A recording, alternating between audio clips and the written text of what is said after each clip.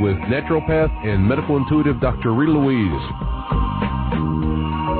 We have learned from Einstein's theories that matter and energy are one. Physicists believe that all systems in nature have their own particular way of vibrating. From the swing of a pendulum to the waves in the ocean to the light that brightens the sky each day, each of these oscillates at its own unique rate. In the same way, things such as rocks and minerals vibrate very slowly and at speeds that are imperceptible to us.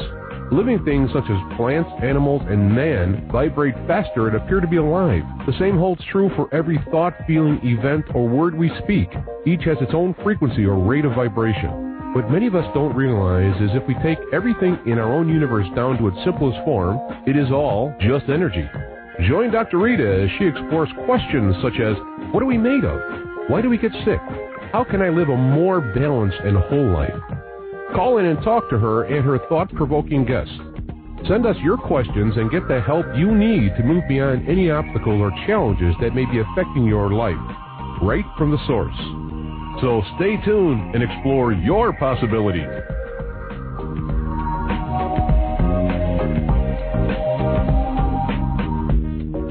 Hello and welcome to Just Energy Radio. I'm Dr. Rita Louise, and thank you all for tuning into the show today.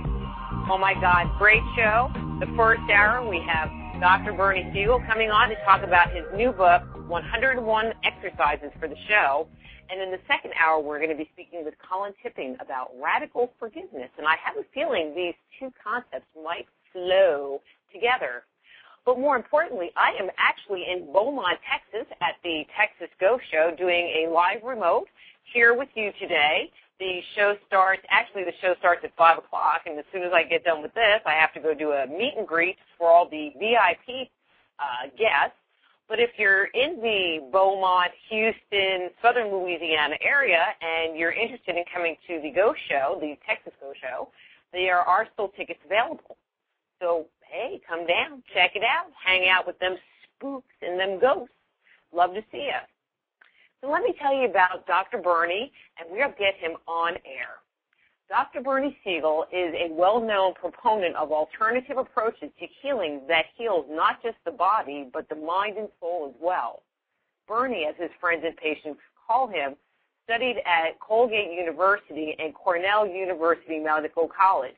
In 1978, Bernie pioneered a new approach to group and individual cancer therapy called ECAP, Exceptional Cancer Patients.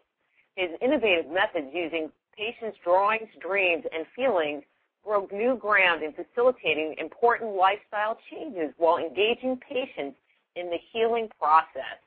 So please welcome to Just Energy Radio, Dr. Bernie Siegel. Hi, Bernie. How are you? Thank you.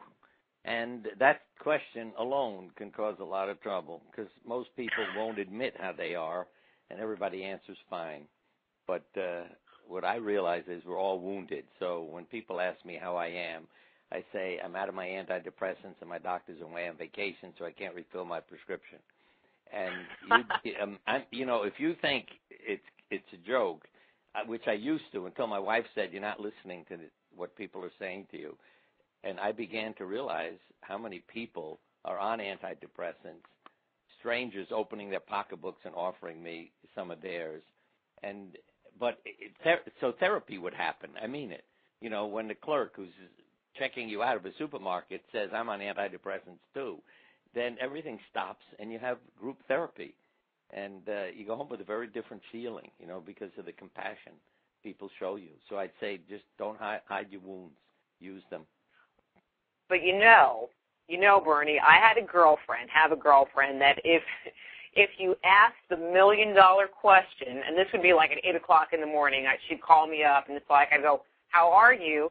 And it would be like, well, my period started in for 45 minutes. And right. So I don't know which is worse, having her say, I'm fine, or listening to that. So well,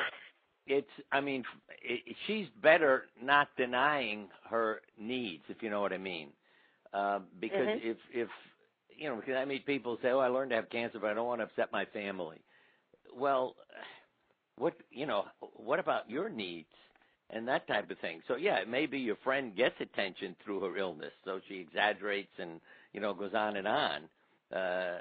But on the other hand, what worries me more is people denying what they're really going through and not asking for help when they need it. So, I say to people, see, also, literally, if you went to work with a bandage over your eye, you'd be amazed what the people at work tell you that they never told you before, because now you have a visible wound and problem.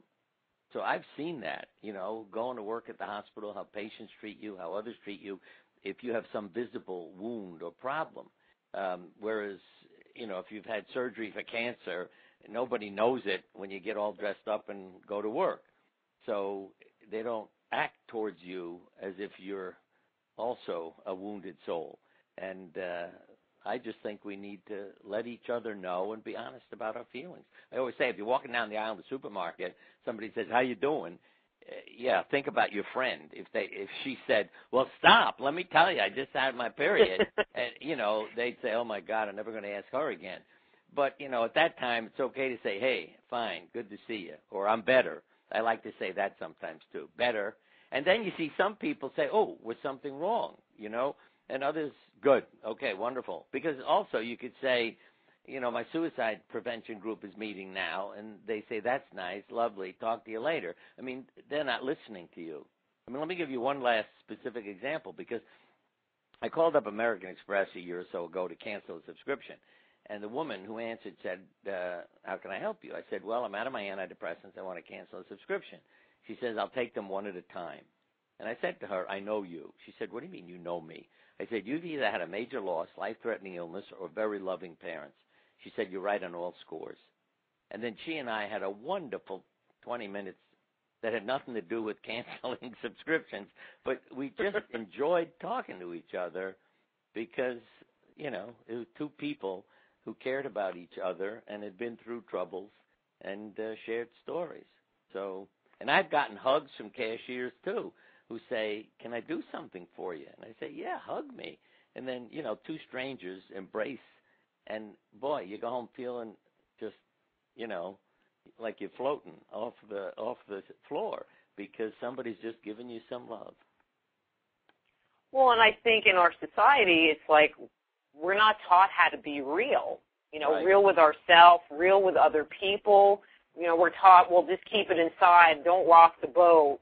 Nobody cares what you think or feel, and so we don't share that information, even though it might be really important to us or the people around us. Yeah, absolutely. And I think more often, I was just thinking like grandparents, the next generation begins to open up and talk and share in a different way. And we shouldn't wait till we have a series of disasters to begin to feel comfortable talking and communicating in that way. As Helen Keller said it very well, too, because the fact that you listen to your friend, she said deafness is darker by far than blindness. Deafness is darker by far than blindness. And I learned that, too, that if I just listened to people, they would always thank me for being a help. And I hadn't said a word, just go, yeah. And they'd say, "Wow, thanks, you've been a big help," because I realized that they heard themselves. So they began to realize what they needed to do, and I got credit for it. Whereas if after, 2 minutes, you'd said, "Okay, read this book, go take this, go do that," they say, "You're no help," because you realize that they're not ready for it. So if you take time and let them express themselves,